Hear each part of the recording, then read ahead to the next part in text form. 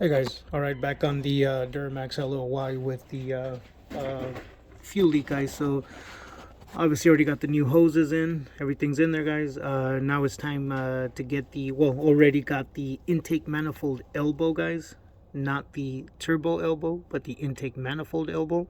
Now it is time to get the EGR valve slash intake manifold the one that goes to the boost hose over there that's on the passenger side.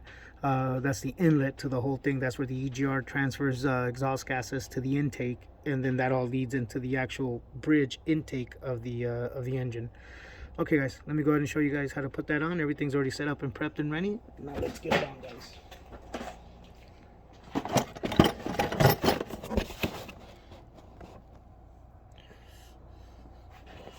Sorry guys, bear with me, guys, bear with me. I'm trying to set it up as good as possible. Alright guys, so now that we have it on, here's what we're gonna do, guys.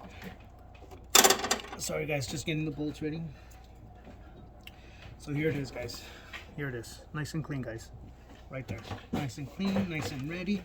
I'm gonna go ahead and pop it in real quick, guys. See, like I said, I clean up the part. You know, customers are gonna see this, other people are gonna see this. At least they're gonna know that work was being done to it, guys. So I'm gonna go ahead and get the gasket ready. So there it is, guys. You don't have to worry about if this is going to be in the right position. Don't worry, the whole setup is designed for it to fall in the right position. Let me go ahead and get this gasket on so I can show you guys what I mean. So if you look at that bolt hole right there, see how it has an opening, guys? That slot ends up right here. So it's designed to allow you to move back and forth, to give you that play that you're looking for, because it's not always going to line up like that, guys. So let's go ahead and get it on. Remember, these studs, with this stud, will just line you up, guys. It's not that bad. Watch. So there it is, guys. It goes like that. Line up the back if you can. There it is, guys. That's it. That's it, guys. It's on. Let me show you guys right here. Even right here, guys. Check it out. Even with this right here, guys. Look. See that stud? Look. Moves back and forth. See that? Moves back and forth, guys. That's what it's designed to do. See it? Moves back and forth. The gasket's still on there. The studs are in the right spot. This stud is in the right spot right there, guys. As you can see right there. So everything is lined up and ready to go, guys.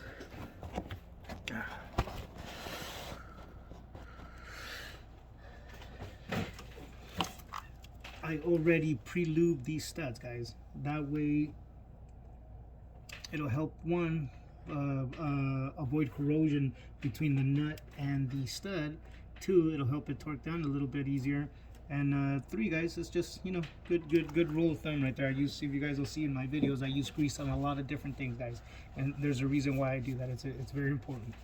But it's to help just lube things. Metal to metal, all those things always create all sorts of weird little problems. So here we go, guys. Just get it on. Once you get the studs on and everything, I mean the nuts on and everything, guys, remember, all of these, guys, torque down to 18 foot-pounds. All of them. These four, these two, all six of them, torque down to 18 foot-pounds, guys. So once you have this on and it's ready, you don't have to worry about anything. There's nothing else you got to prep. You just got to get this on, and that's it, guys. So let me go ahead and get that done, and we'll move on to the next thing that needs to be done, guys.